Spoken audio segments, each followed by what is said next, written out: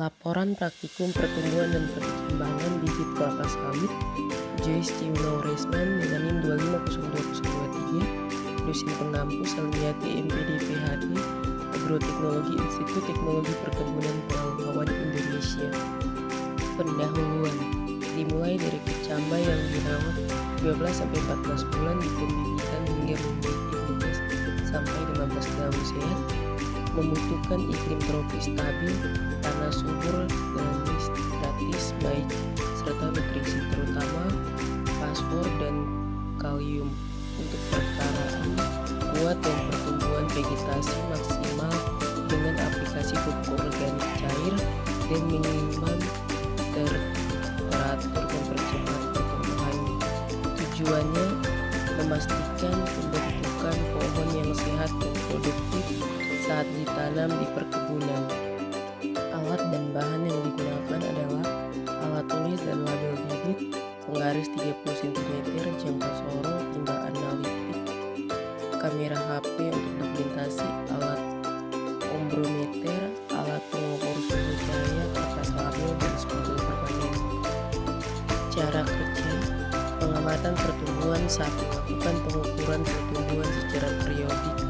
Dua parameter yang diamati: jumlah daun, tinggi bibit, lebar daun, diameter batang, panjang akar. 3. Catat semua data dalam label pengamatan.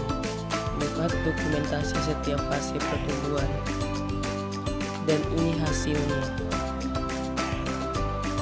Pembahasan pertumbuhan pada kelapa sawit diartikan sebagai proses pertambahan ukuran di biomasa tanaman yang bersifat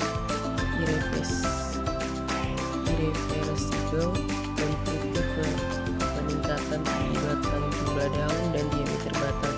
Sementara itu, perkembangan merupakan proses diferensiasi dan pengamatan struktur serta fungsi organ tanaman seperti pembentukan bunga, buah, dan biji yang mengarah pada kematangan fisiologis tanaman. Pada kelapa sawit, pertumbuhan dan perkembangan berlangsung secara berkesinambungan sejak fase pembibitan hingga fase produktif.